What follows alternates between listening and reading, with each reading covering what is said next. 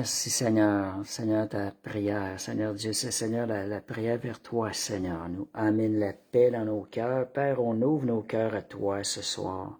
On veut recevoir ce que tu as pour nous. On veut rentrer dans ce à quoi tu nous appelles Seigneur Dieu. On va voir des versets, Père, tu nous parles dans ta parole que tu nous veux dans la paix Seigneur Dieu. Et Seigneur, parce que tu veux ce que de meilleur pour nous. Seigneur, merci Seigneur d'ouvrir notre cœur à, Seigneur, comprendre, Seigneur, et afin de saisir ce cadeau que tu as pour nous, ce don, Seigneur, que tu as pour nous de la paix, au nom de Jésus.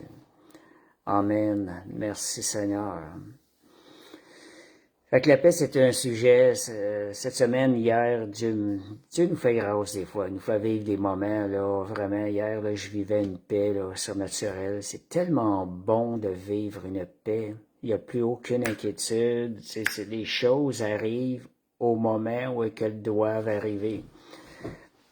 Quand on parlait des choses qui m'ont, des fois, le doute de nos choix, comme Josiane mentionne, trop de choses en même temps.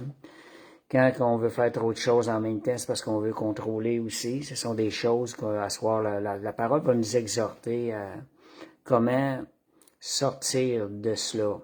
Je pense qu'aujourd'hui, dans le monde qu'on vit, on a tous des combats avec les tâches qu'on a à faire, une arrive après l'autre et tout. Et aussi, ce qui peut enlever la paix, comme Papillon a mentionné, c'est une personne. Des fois, des gens peuvent venir nous chercher, nous voler notre paix. On dit le mot voler. Vous savez pourquoi c'est voler? C'est parce que Dieu nous l'a déjà donné. Dieu nous l'a donné. Quand on dit se faire voler, c'est quelque chose qui nous appartient, puis quelqu'un vient nous l'enlever. Donc, c'est pas quelque chose qu'on doit supplier, c'est quelque chose qu'on a simplement à saisir et à recevoir par la foi. Merci Seigneur. Donc, une des choses, Nadia mentionne aussi, une des choses pour avancer dans la paix, pour grandir dans la paix, pour avoir la paix de plus en plus grande, avant de vous coucher, régler toutes vos choses, comme ça vous allez passer 8 heures de sommeil dans la paix. C'est bon, c'est très important de régler ça le soir avant d'aller se coucher, parce que sinon, ça va rester dans votre pensée, puis ça va nourrir vos pensées, puis ça va faire le fruit qui est négatif dans votre vie. Fait qu'il est important même, dès qu'on voit qu'il y a quelque chose qui vient voler notre paix, moi, une chose que je vois, c'est de s'arrêter. Tu t'arrêtes, et là, tu dis non, je veux pas de ça, je choisis pas ces choses-là. Et en parlant de la paix, une chose que je réalisais beaucoup, c'est que je crois que si on poserait la question, sincèrement, à chaque personne qui vit ici-bas sur Terre, si les gens seraient capables de réfléchir vraiment, de se rendre jusqu'au bout, vraiment ce qu'ils recherchent le plus dans leur cœur, je crois que c'est la paix que les gens rechercheraient le plus sur cette terre. Donc, c'est vraiment une des choses très importantes. Donc, le croyant, dans sa marche avec le Seigneur, on devrait constamment, nous autres, augmenter, croître, apprendre, expérimenter de plus en plus la paix du Seigneur avec nous. Pourquoi? Parce qu'on apprend à connaître le Seigneur. Plus on va connaître le Seigneur, plus ça va être facile pour nous d'expérimenter la paix. On ne laissera pas l'ennemi nous mentir, nous faire croire des choses qui sont pas vraies. Fait que c'est une des choses. La paix de Christ, elle est différente de la paix du monde. Seigneur, je ne vous donne pas la paix comme le monde la donne, mais comme moi seul a le pouvoir de la donner. Donc, c'est Jésus qui va donner la paix. C'est en allant vers lui qu'on va trouver la paix. Et la paix de Dieu, la paix que Dieu nous donne, c'est pas une paix qui est en fonction des circonstances autour de nous. C'est quelque chose, c'est pas juste quelque chose sur nous, c'est quelque chose qui est à l'intérieur de nous. C'est quelque chose qui peut demeurer en nous. C'est quelque chose qui peut contrôler notre extérieur, nos gestes, nos réactions. Donc, la paix que Jésus donne, c'est une paix qui est intérieure. C'est le don de Dieu. Merci Seigneur. Puis on sait que je regarde dans tout ce qui se passe dans les derniers mois, si on regarde tout ce qui se passe, Le diable vient voler la paix dans le monde. Beaucoup de gens qui ne sont pas au Seigneur n'ont pas la paix. Ils ne peuvent pas avoir la paix puisque leur foi n'est pas en Jésus. Mais nous qui sommes croyants, gardons notre paix, préservons afin que les choses de ce monde ne viennent pas voler notre paix. Parce que je vous dirais, je crois que beaucoup de chrétiens, de croyants, sont en train de perdre leur paix de ce temps-là. Dieu est fidèle et Dieu va nous garder. On va avoir des versets ce soir, là, que Jésus peut nous assurer la paix, même au milieu des tourments, des tempêtes et du stress. Dieu a la capacité de nous garder dans la paix. Je ne sais pas si c'est ça que vous voulez. Est-ce que vous aimeriez vivre la paix surnaturelle? J'ai dit surnaturelle, à chaque jour. Parce que cette paix-là, c'est Jésus qui la donne. Puis c'est vrai qu'elle se vit. Donc, vivre la paix de Christ dans toutes les situations, c'est un processus qui va demander la foi dans la parole de Dieu, la discipline spirituelle, on va voir ces points-là ce soir, et la confiance, surtout, totale en Dieu. Lorsqu'on se confie en Dieu, on lui remet ça dans ses mains. Et ce n'est plus dans nos mains.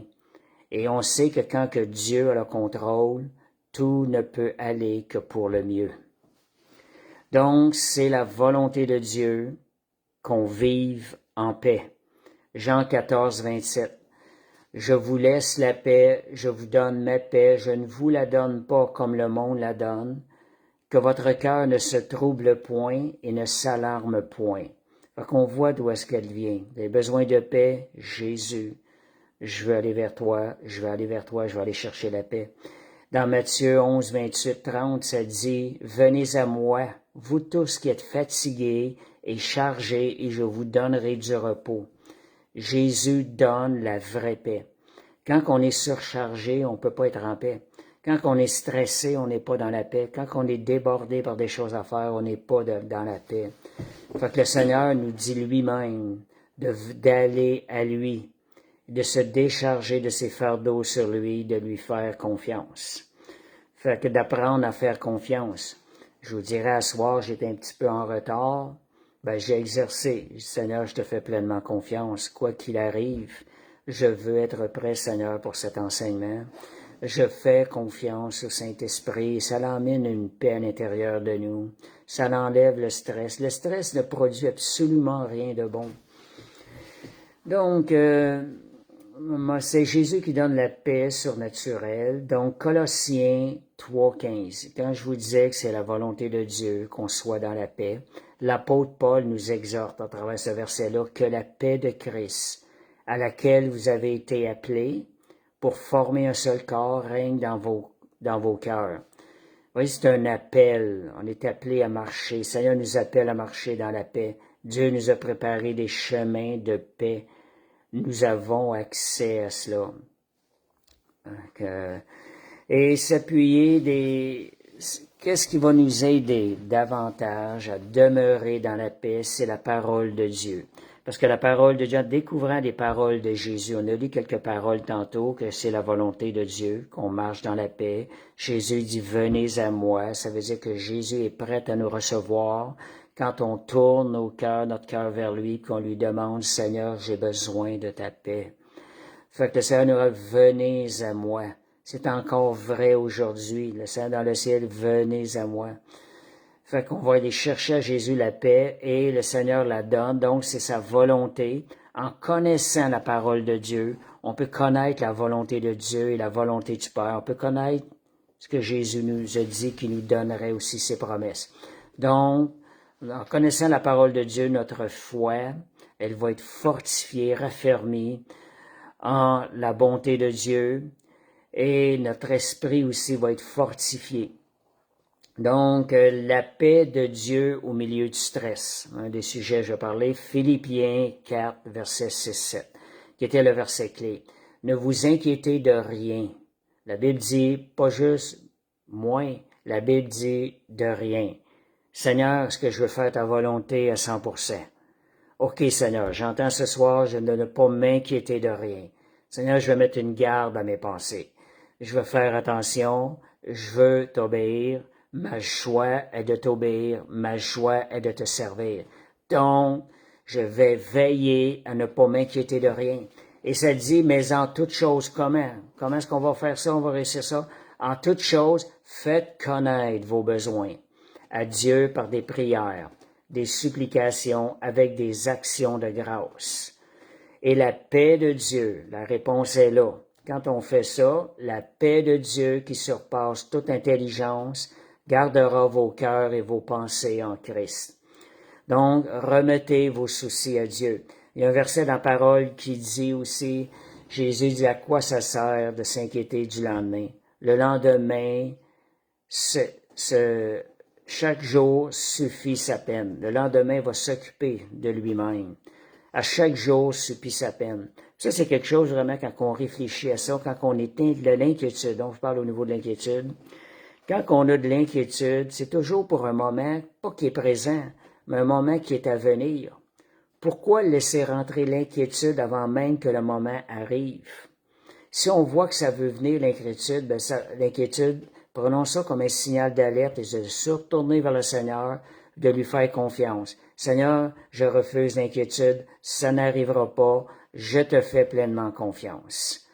Fait que il y a des manières, c'est ça qu'on a à combattre, on a quelque chose à faire. On a à mettre une garde à nos pensées, comme je disais tantôt, de refuser tout ce qui est négatif. Donc, chaque jour suffit sa peine, tout simplement. Rester dans la paix. Il y a des choses, des fois, ça veut venir, je me dis non, j'ai pas de goût là tout de suite. Je verrai ça en temps et lieu. Puis je pense qu'il faut réagir de même quand l'inquiétude veut venir. Seigneur, je te fais confiance, on verra ça lorsque les choses arriveront. Juste le fait qu'on a remis au Seigneur, je te fais confiance, la situation, Dieu va préparer la situation pour nous. Donc, c'est que quand on est stressé, on parlait tantôt de contrôle. Regardez, quand on vit un stress, là, pourquoi qu'on vit un stress? Parce qu'on veut faire plusieurs choses en même temps. On est en train de vouloir contrôler. On prend les choses de nos mains, on veut contrôler les choses. Puis dans ce verset-là, ça disait de remettre nos soucis au Seigneur, de se décharger sur lui. Et donc, la paix vient lorsqu'on apprend, une façon de le dire, à lâcher prise de la situation. Seigneur, je lâche la situation, je la prends, je la mets dans tes mains, je la tiens pas dessus, là, je la relâche. Seigneur, je la relâche. Elle est dans tes mains maintenant et je te fais pleinement confiance. Beaucoup de gens vont prendre des situations, ils vont vouloir dire, ah, Seigneur, je remets ça dans tes mains, mais ils l'ont vraiment lâché. Le Seigneur, il attend que la personne relâche pour pouvoir prendre la situation. Fait que relâcher la situation. Pas juste de le dire, je te fais confiance, je remets ça dans tes mains. Vérifiez si vous y avez vraiment remis dans ses mains. Dieu ne peut pas travailler avec la situation si vous la tenez toujours dans vos mains. Fait que, donc, puis qu'est-ce qui va nous aider? C'est la confiance qui doit se développer à l'intérieur de nous dans celui à qui on remet la situation. Plus on va connaître le Seigneur, plus on va avoir de l'assurance et on va être capable de vivre une paix plus profonde quand on lui remet quelque chose dans ses mains parce qu'on va connaître son caractère. Dieu est fidèle. La clé, c'est d'apprendre à tout remettre entre les mains de Dieu. Donc, chaque fois que tu ressens du stress ou de l'inquiétude, voyez ça comme une alerte, comme une alarme, une alerte, quelque chose. Et prenez ça. Prenez-les. Seigneur, je prends ça. Je remets ça dans tes mains. Transformez ça en prière. Et dites même, comme je vous disais tantôt, je choisis de te faire confiance, même si vous ne le ressentez pas. La confession dispose notre cœur à faire confiance à Dieu encore plus davantage. Et comment Jésus pouvait rester dans une paix profonde? Fait que je crois que Jésus vivait dans une paix profonde. On sait que lorsqu'il était au jardin de Gethsémani, c'était assez spécial, mais Jésus était là fidèle. Il a exercé. Et ce qui lui a permis de passer au travers, de rester dans la volonté de Dieu, c'est parce qu'il avait mis ces choses-là en pratique. Jésus s'était exercé à garder une paix profonde. Et comment est-ce qu'il faisait ça? Il passait beaucoup de temps en prière, dans une relation intime avec son Père, avec le Père céleste. Plusieurs endroits dans la Bible, on dit Jésus se retira dans la montagne. Très tôt le matin, Jésus allait à la montagne. Et même, il est même à de certains endroits, Jésus pria toute la nuit. Fait que voyez, Jésus se retirait, il allait chercher sa paix à l'extérieur de son roulement quotidien. Les choses de la vie, des fois, viennent nous accaparer. Dans ce temps-là, vous n'avez pas réussi dans la journée, prenez un temps le soir, prenez un temps dans la nuit.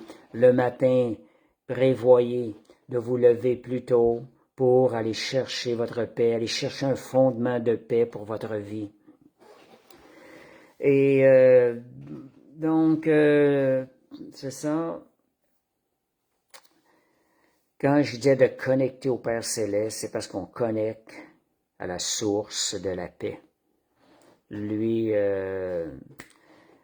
on l'appelle Shalom. Shalom, c'est le Dieu de paix. En vous connectant avec le Dieu de paix, vous allez être plus sujet à vivre la paix et à recevoir de sa paix et la vivre avec ça.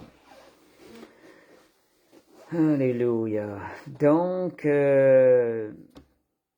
OK, je parlais tantôt, la paix, elle se gère bien souvent au niveau de nos pensées. C'est une garde, là. C'est là qu'il faut mettre une garde. Si nos pensées se nourrissent d'inquiétude, de doute, d'anxiété, de peur, c'est certain qu'on ne pourra pas expérimenter la paix de Christ, parce que c'est de tout ça qu'on nourrit nos pensées. Donc, c'est important de nourrir nos pensées comment? Avec la parole de Dieu, parce que la parole de Dieu va produire la paix. Dans la parole de Dieu, il y a le Seigneur qui nous montre son désir que nous marchions dans la paix. Donc, on nourrit nos pensées par la parole de Dieu. Il va y avoir un fruit qui va être généré. Et quand il y a des paroles négatives, des choses négatives qui veulent venir, rejetez-les. Seigneur, je refuse ces choses. Je n'ai pas été appelé. Je veux pas laisser rentrer ça en moi parce que je veux pas nourrir mes pensées ni nourrir mon esprit avec des choses qui ne sont pas bonnes pour moi. Je veux grandir dans ta paix surnaturelle. Et aussi, un des points pratiques, éviter les sources d'anxiété.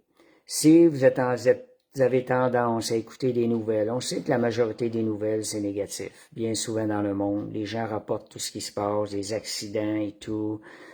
Si ces choses-là, soyez à l'écoute. Si vous voyez qu'aller écouter ça, que ce soit sur Facebook, sur le web, ces choses-là, vous êtes porté à aller voir ces choses-là, ces mauvaises nouvelles-là, coupez ça, retirez-vous de ça, prenez des distances. Pourquoi? Afin de grandir dans la paix à laquelle on a été appelé en Jésus. Fait que le Seigneur, par son esprit, peut nous donner, nous révéler des bonnes nouvelles pour nous. Donc, les médias, les mauvaises compagnies aussi. Attention, vous êtes des gens qui sont tout le temps en train de parler négativement. C'est une mauvaise source. C'est pas une bonne chose. Je pense qu'il est de viser les personnes, puis de se retirer un peu. Si la personne, elle en a fait, elle, de son mode de vie, ben retirez-vous de ces gens-là. C'est préférable pour que vous grandissez dans la paix que le Seigneur a pour nous. Donc, merci Seigneur, alléluia. Comment Jésus pouvait rester dans une paix profonde? On a parlé qu'il passait beaucoup de temps dans la prière. Deuxième chose, il avait une confiance absolue dans la volonté divine. Il savait que la volonté de son Père, c'était ce qu'il y avait de meilleur pour lui. Dans Romains 12, ça nous dit la volonté de Dieu, c'est ce qui est bon, agréable et parfait. Jésus savait ces choses. Et sachant ces choses-là, lorsqu'on ressent que Dieu veut nous appeler à faire ça, ben ça devrait produire une paix à l'intérieur de nous, parce que c'est le meilleur chemin que le Seigneur va nous faire prendre. Donc, Jésus était prêt à accepter le plan de Dieu. Nous, parfois, lorsque nous ressentons quelque chose, ça nous arrive dessus, oh ben Seigneur, ça me tente pas tellement, je sens que c'est ça que tu veux, mais ça me tente pas. Acceptons le plan de Dieu, c'est ce qu'il y a de meilleur pour nos vies.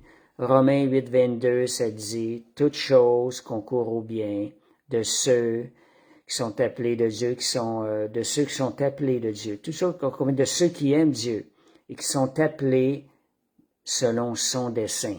Quand vous rentrez, vous obéissez au Seigneur, vous demeurez dans le dessein de Dieu, et Dieu transforme tout mal qui voudrait se présenter dans cette situation-là. Dieu va le prendre, il va le transformer en bien. Et c'est ça, Dieu a besoin de notre confiance. Il a besoin de notre OK pour lui dire, OK Seigneur, maintenant je te fais confiance, agis Seigneur Dieu. Seigneur, fais-le. Si je vous repose la question, juste pour vous remettre dans le sujet, la désirez-vous vraiment cette paix-là de Dieu? Est-ce que vous voulez grandir dans cette paix, qu'elle grandisse en vous? Ce sont des choses là qu'il va falloir mettre en pratique dans notre vie aussi. Donc, il y avait une confiance absolue, même quand on ne comprend pas. Ça va arriver. Sachant que c'est la volonté de Dieu, on lui fait confiance. On dit, Seigneur, c'est toi qui es aux commandes, c'est toi qui es au contrôle, et tu vas tout transformer. Les situations vont se présenter pour mon plus grand bien.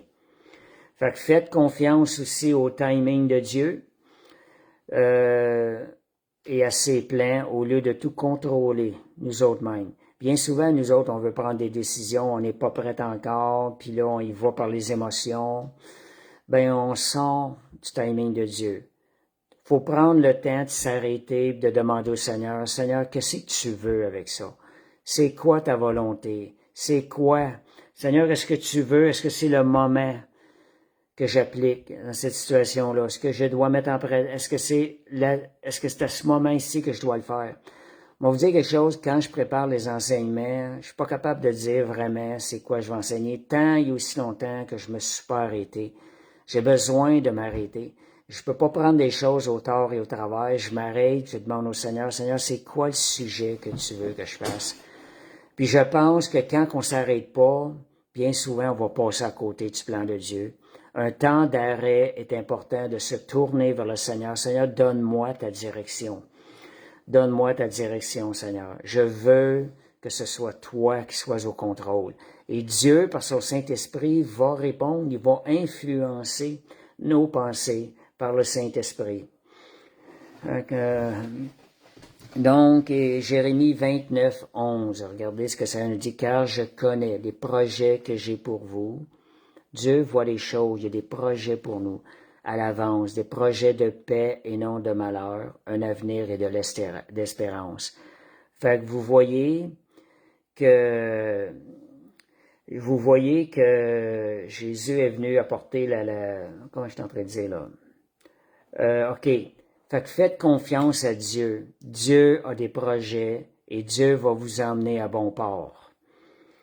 Donc, faites confiance à Dieu dans les défis. Dieu a un plan parfait pour nous à travers l'épreuve. Ça ne veut pas dire qu'on n'a pas d'épreuves, mais dans l'épreuve, Dieu va nous permettre, va nous donner la force nécessaire d'apporter la paix.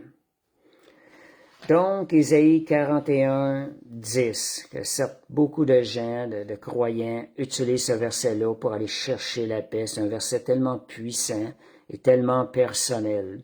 Ça nous dit, ne crains rien. Voyez la volonté de Dieu. En d'autres mots, sois en paix. Reste en paix. Car je suis avec toi. Y a-t-il quelque chose de plus réconfortant? Le Seigneur nous fait ressentir, je suis avec toi. Voici la parole de Dieu pour nous. Ne crains rien, je suis avec toi. Ne sois pas effrayé, car je suis ton Dieu. Puis Dieu, qu'est-ce qu'il vient faire? Pendant qu'on se sent faible, que le diable vient essayer de nous voler la paix, les épreuves, les situations, Dieu dit, ne crains rien, je te fortifie, je viens à ton secours. Ne t'ai-je pas ordonné, fortifie-toi et fais courage, et sois courageux. C'est ce qu'il dit à Josué. Fait que le Seigneur, il veut vraiment. C'est à nous de dire, OK, Seigneur, je te fais confiance. Seigneur, je vais marcher dans la paix. Et je sais que ce que tu vas faire, Seigneur, tu vas me fortifier. Puis le Seigneur dit, je viens à ton secours dans le verset. Si Dieu a écrit ça, Dieu ne peut pas mentir. Si vous mettez votre confiance en Dieu, Dieu va faire la chose. Fait que c'est certain. Donc, un autre point. Comment Jésus faisait pour garder la paix? Jésus est un exemple pour nous sur la terre, comment nous devons vivre par l'Esprit. Donc, Jésus, il s'était engagé à marcher dans l'amour, pratiquer l'amour. Et, vous savez quelque chose? Nous, c'est pareil. Essayez d'éviter toutes les occasions de dispute dans la mesure du possible. Ça vient voler tellement la paix, des fois les querelles, la dispute. Puis même quand il y a de la haine qui peut rentrer dans notre cœur, vous perdez votre paix. C'est officiel en partant. La haine, elle vient même gruger notre système physique, tout en plus de gruger nos émotions. Fait que voyez comment c'est un des points, si on veut demeurer dans la paix, il faut pratiquer l'amour, vérifier de demeurer, s'assurer de rester dans des occasions où ce qu'on peut exercer l'amour. Et quand ça devient trop difficile, si les jeunes viennent nous confronter, il est préférable de se retirer pour demeurer dans l'amour, éviter. Donc, la Bible dit, soyez en paix avec tous les hommes. Je vais vous dire quelque chose pour le corps physique. C'est plus difficile d'haïr que d'aimer les gens. Ça requiert beaucoup plus d'énergie. Fait que pensez à ça. Hébreux 10, 24, 25, ça dit « Veillez les uns sur les autres pour nous exciter à l'amour et aux bonnes œuvres. » Voyez, on doit s'exciter les uns les autres. Cherchez ce genre de compagnie-là. Entourez-vous de bonnes personnes, des gens qui veulent ces choses-là. Évitez les personnes qui nourrissent le stress et la peur. Évitez ces personnes-là. Vous pouvez les aider si vous êtes assez fort, mais faites attention que ça ne vienne pas vous gruger et que c'est plutôt elle qui est en train de vous influencer. Donc, cherchez des croyants qui nous encouragent dans la foi aussi. Merci Seigneur. Donc, Jésus pouvait rester dans une paix profonde parce qu'il pratiquait l'amour. Le prochain point aussi, c'est marcher dans l'obéissance. Marcher dans l'obéissance. Quand vous avez obéi à Dieu, il y a une paix qui va venir à l'intérieur. Je me rappelle d'une fois, j'avais pris position, plusieurs années, j'ai ressenti la joie du Seigneur à l'intérieur de moi. C'est dire, c'est une joie, Seigneur, que de te servir. On sait que la joie et la paix sont de très près. Fait que marcher dans l'obéissance, un point très important. Ne jouez pas avec la désobéissance. Si vous marchez dans l'obéissance, il y a une paix qui va être là. Vous allez avoir l'assurance, vous avez fait la bonne chose, puis il va avoir des bons résultats à ça. Il va avoir un futur qui va être bon. Psaume 119, 165, il y a une grande paix pour ceux qui aiment ta loi, ceux qui aiment l'obéissance. Il ne leur arrive aucun malheur. Voyez les promesses de Dieu que Dieu a pour nous. L'obéissance à Dieu va produire la paix. Quand nous vivons selon sa volonté, on s'évite beaucoup d'inquiétudes. On s'évite beaucoup de problèmes. Marchez dans l'obéissance. Si vous avez des expériences dans votre vie, vous pouvez certainement confirmer que quand vous n'avez pas marché dans la voie de Dieu, il y a des choses qui sont arrivées, qui sont venues voler votre paix, puis c'était pas plaisant à vivre. Donc, on a tout à gagner à marcher dans l'obéissance à Dieu. Un autre point aussi qui est important pour garder la paix, c'est d'établir une discipline. Je l'ai parlé la semaine passée un peu, la discipline spirituelle. La discipline, c'est ça qui va nous faire grandir. La persévérance à l'intérieur d'une discipline, elle va produire à coup sûr une croissance à l'intérieur de nous. Mais la persévérance est nécessaire. Ce qui va nous faire persévérer, c'est en établissant une discipline. À telle heure, je vais faire ça. Faites vous-même un agenda de discipline. Mettez tant de temps. J'ai eu ça, moi, lorsque j'étais à la maison, lorsque j'avais mes 2 enfants avec moi tout jeunes. C'était demi-heure par demi-heure, tout était cédulé. Et c'était des moments où j'étais très proche du Seigneur parce que j'avais une discipline des choses. Ce n'était pas comme je vous disais la semaine passée, la discipline fait que ce n'est pas les émotions sur le champ qui vont venir prendre les décisions, mais ça va être des décisions qui vont être préétablies pendant que vous êtes en bonne disposition dans vos pensées pour évaluer ce qui est important, ce qui n'est pas important. Fait que la discipline vous permet de vous prédisposer, elle vous permet de prévoir vos décisions avant même que la situation arrive, pour pas que vous ne soyez influencé par les émotions, pour pas que les décisions soient prises par les émotions. Fait que la discipline, elle a vraiment une place dans le monde chrétien. Donc, c'est ça, la discipline, elle s'exerce à différents endroits, dans la prière, dans le jeûne, le jeûne biblique, la lecture de la parole, la louange, la communion aussi avec les croyants. Parfois, il peut être nécessaire de se discipliner pour aller rencontrer des croyants puis avoir un partage avec des croyants autour de nous. Donc, c'est des endroits où la discipline, elle s'exerce.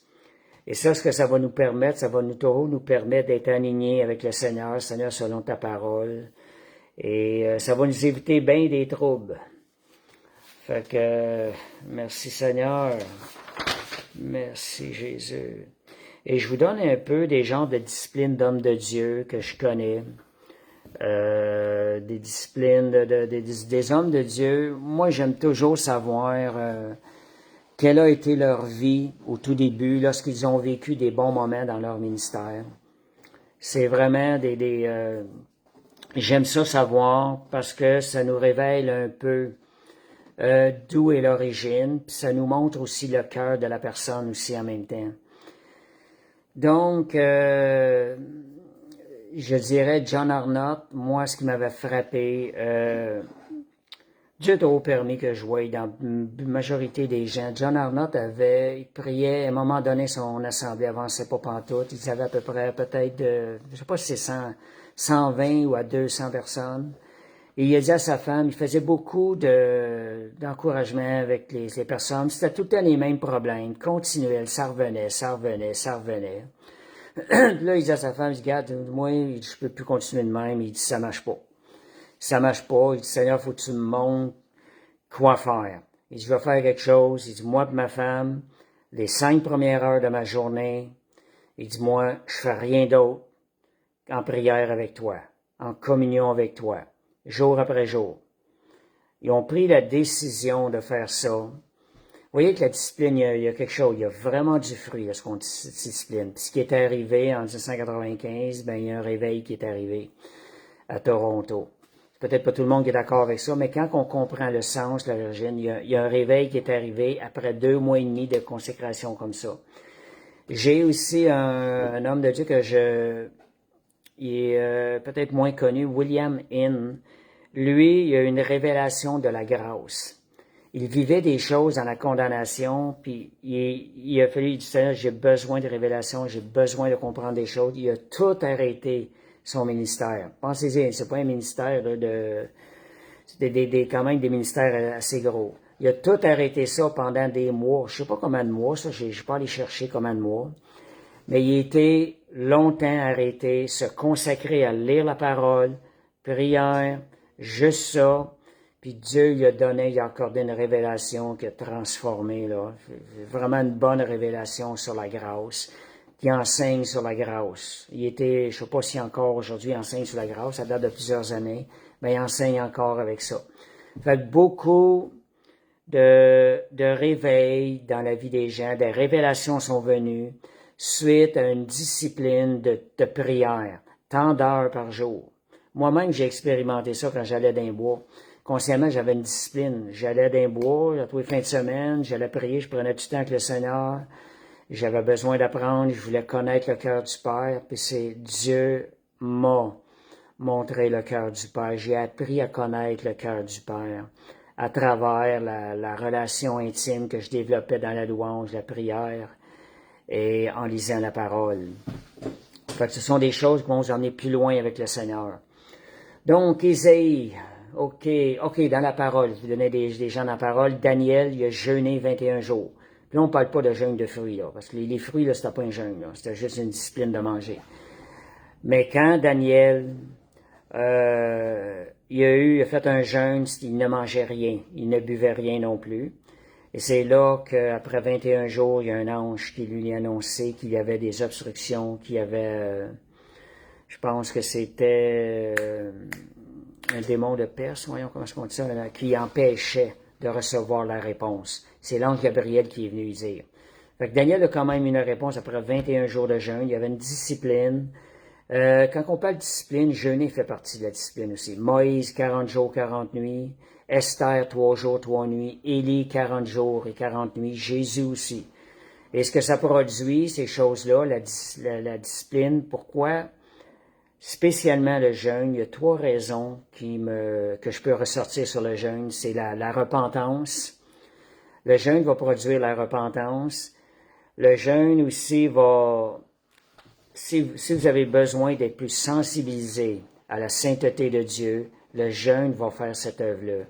Puis aussi, vous avez besoin de direction claire. Vous avez besoin que le Seigneur dépose des choses claires dans votre cœur. Fait que ça, c'est deuxième point. Puis le dernier point que je voyais aussi, c'est quand même assez clair dans la parole, la préparation au ministère. Il n'y a pas un ministère qui devrait partir sans qu'il y ait eu une période de jeûne assez profonde avant.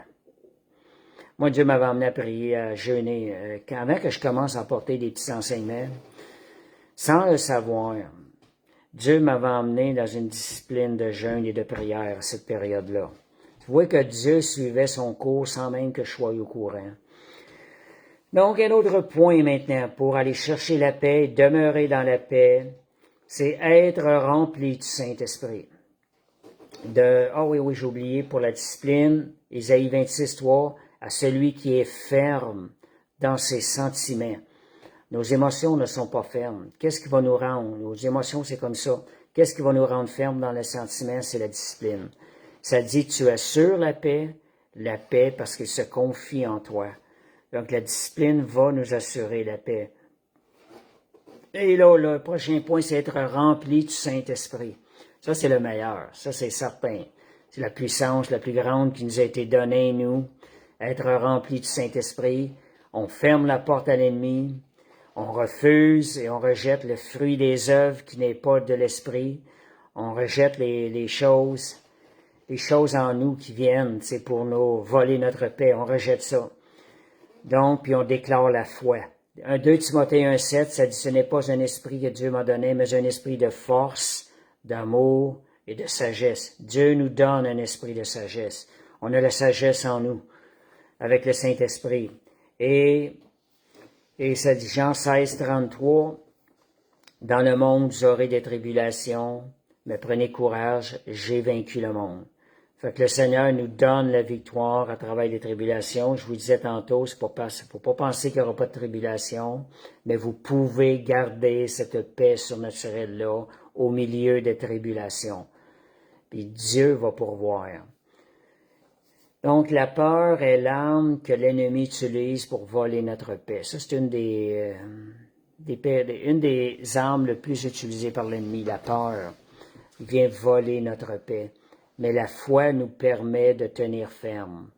La foi, c'est le contraire de la peur. Ça nous permet, Seigneur, je tiens ferme sur ta parole. Je demeure ferme dans mes sentiments parce que je m'appuie sur ta parole. Donc, en faisant des déclarations qui sont basées sur la parole de Dieu, c'est là qu'on va chasser les pensées négatives et on est en train de nourrir notre esprit, nos pensées de paroles qui vont produire la paix en nous, la paix qui vient de Dieu. Donc, la déclaration de parole, c'est quelque chose qui est pratique. Je regarde une parole qu'on voit souvent, « Je ne crains rien, car tu es avec moi. » Je vous disais tantôt, c'est pas une parole puissance. « Je ne crains rien, car Dieu est avec moi. » Déclarer des paroles si courtes que ça, mais qui vont changer ce que vous êtes en train d'écouter, ce que vous êtes en train de vivre.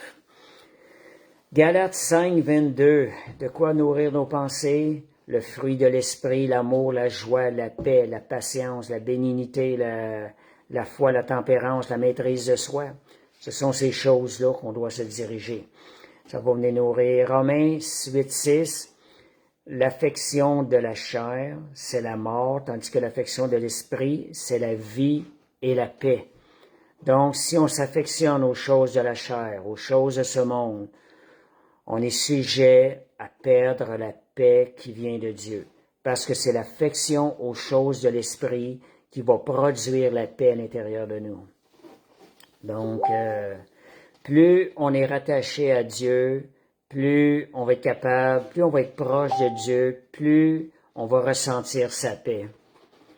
Merci Seigneur. Alléluia.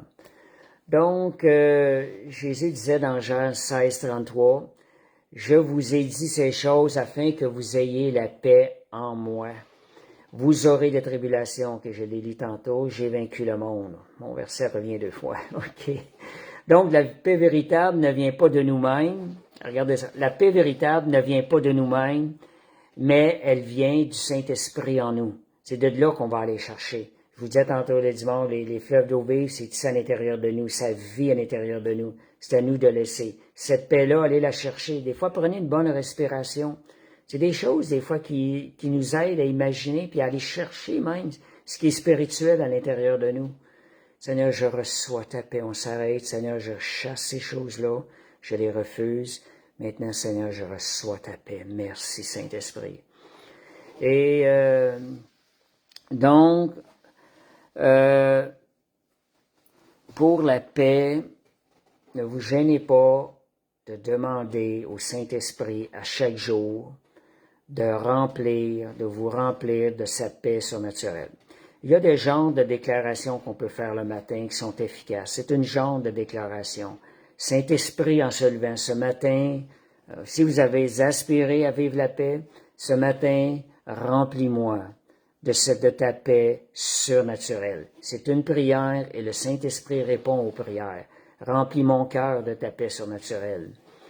Puis faites-lui confiance pour tout ce qui va se présenter dans votre vie, dans cette journée-là. Saint-Esprit va vous guider et va vous bénir. Donc, dernier point, la paix dans la tempête. La vie chrétienne ne signifie pas absence d'épreuves, mais elle nous promet une paix au travers de la tempête. Donc, c'est pas l'absence de difficultés, c'est une capacité que Dieu nous donne de demeurer dans la paix dans la tempête. Et ça se cultive, comme je l'ai dit depuis le début, prière, confiance, obéissance, communion avec le Saint-Esprit aussi, qui est très important. Donc, Jésus, dans Marc 4, 35 à 41.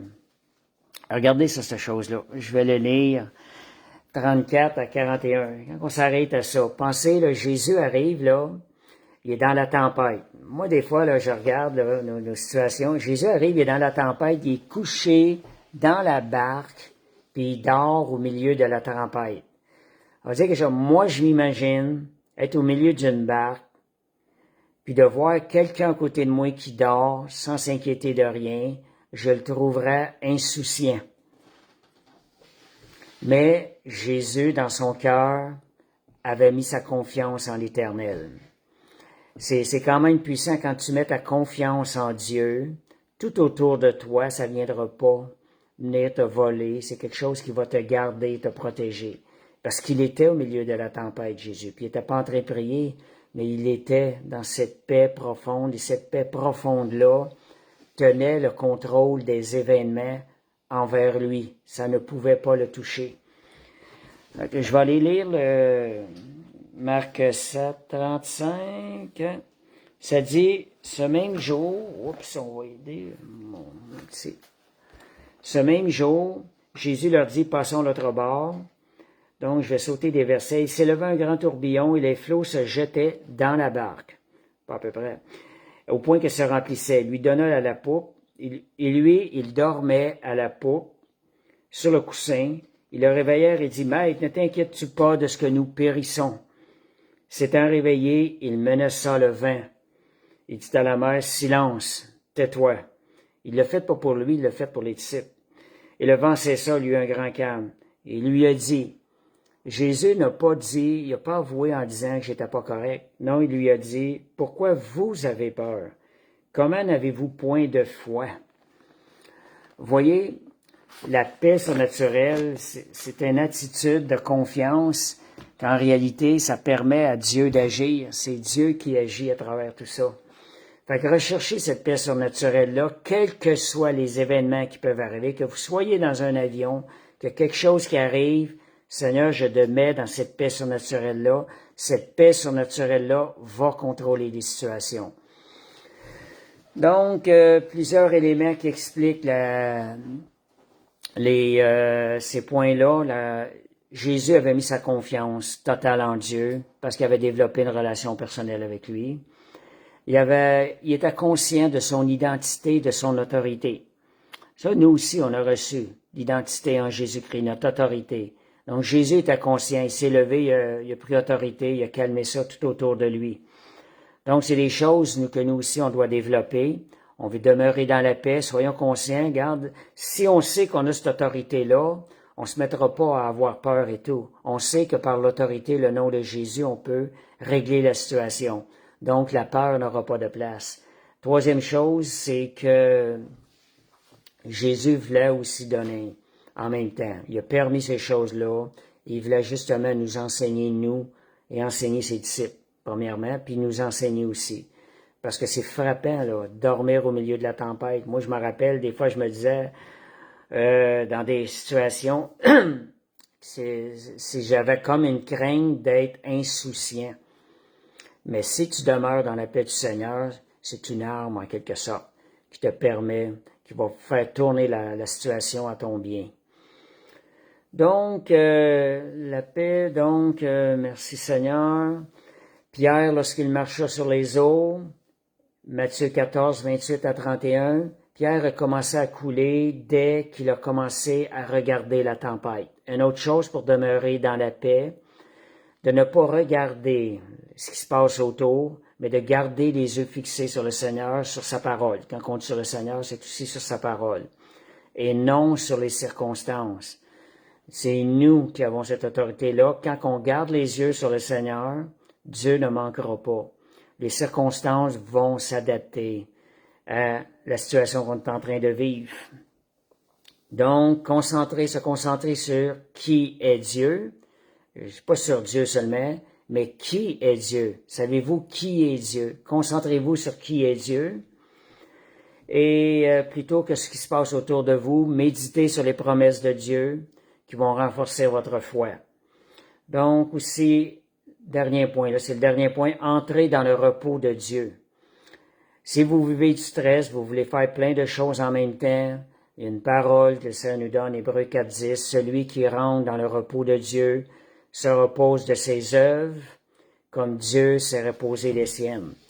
Si on se repose de nos œuvres, c'est Dieu qui va travailler à travers nous. Donc, le repos de Dieu, si des fois on stresse parce qu'on a trop de choses à faire, c'est là qu'il faut remettre ça entre les mains du Seigneur. Le Seigneur veut pas, on peut pas faire deux choses en même temps. Dieu veut pas non plus qu'on fasse deux choses en même temps. À ce moment donné, on en fait une en même temps, une à la fois, puis on fait confiance au Seigneur, puis on profite de la chose qu'on est en train de faire sur le moment, sans s'inquiéter de la chose qui suit. Puis concentrez-vous là-dessus. Oubliez, ne vous inquiétez pas. Quand je vous dis des inquiétudes, c'est tout le temps des choses qui sont à venir. Si vous êtes en train de travailler une chose, concentrez-vous sur cette chose-là. Oubliez l'autre. L'autre, elle va venir en son temps. Puis le Seigneur va bénir. Parce que ça va nous aider à demeurer dans la paix, tout en ayant votre pensée sur le Seigneur, de dire, Seigneur, tu es au contrôle, je te fais pleinement confiance, tu es au contrôle des situations. Dieu va arranger ça. Puis je ne sais pas combien de fois c'est arrivé, des fois quand je pars, j'aime pas être en retard, j'arrive souvent à l'heure pile. Il arrivait toutes sortes de choses, pour me les faire perdre ma paix et tout. Mais je tenais ferme, Seigneur, je te fais confiance, Seigneur, je te fais confiance. Puis sur la route, il arrivait tout le temps des choses, ou même à l'arrivée. Un exemple, si j'arrivais 10 minutes plus tard, ben l'assemblée avait commencé 10 minutes plus tard. J'arrivais sous le vent à la minute pile. Et ça, c'est quelque chose que j'ai souvent exercé, le temps. Faites confiance au Seigneur dans la gestion de votre temps. Ne laissez pas l'inquiétude ni voler votre paix. Dieu veut que vous restiez dans sa paix. Donc, merci Seigneur, c'est la fin de l'étude. On va terminer par la prière. Alléluia. Merci Seigneur. Comme Josiane dit, je rappelle le nom Shalom, qui est Dieu de paix. C'est même une chose, c'est bon des fois de se saluer avec Shalom. On est en train de donner ce qui est de plus précieux à la personne qui est à côté de nous. Des fois, on dit que le Seigneur te bénisse. On peut aussi bien dire Shalom, c'est une bénédiction. Fait que Père Céleste, on te remercie pour cet enseignement. Merci de ce que, Seigneur, tu pourvois. Tu as déjà pourvu en Jésus à la croix, afin que nous vivions cette paix-là tous les jours. On veut te remercier maintenant pour la grâce d'avoir accès à cette paix. Seigneur, nous désirons cette paix, nous la désirons ardemment. Et nous allons fixer nos yeux sur toi, Seigneur Dieu, parce que c'est toi, Jésus, qui la donne. Seigneur, bénis chaque personne qui a entendu cet enseignement. Seigneur, que nous montions en degré de paix dans notre vie, Seigneur, suite à cet enseignement. Je te remercie, Père Céleste, au nom de Jésus. Et je veux rappeler aussi pour... on a les soirées intercession les mardis à 18... c'est rendu à 19h? 19h, je pense. Hein? Je pense que je suis en train de l'oublier. Les mardis à 19h. Le café biblique, les vendredis à 19h30. On a aussi le dimanche à 14h, qui est notre assemblée, arrivée pour 14h, ou avant plutôt, là, parce qu'à 14h, on commence l'enregistrement. Fait que, merci Seigneur, c'est ça. Nadia confirme que l'intercession, c'est à 19h, puis merci Seigneur, merci vraiment de votre fidélité. Cette semaine, il y avait quand même beaucoup de personnes. Fait que c'est nous autres qui en bénéficions toutes. Merci pour votre engagement. Et je vous inviterai aussi à partager ce live-là, que plus de personnes l'entendent. Fait que merci Seigneur, puis je vous souhaite une parfaite paix dans le nom de Jésus pour ces jours, cette semaine qui termine. Amen. Soyez bénis.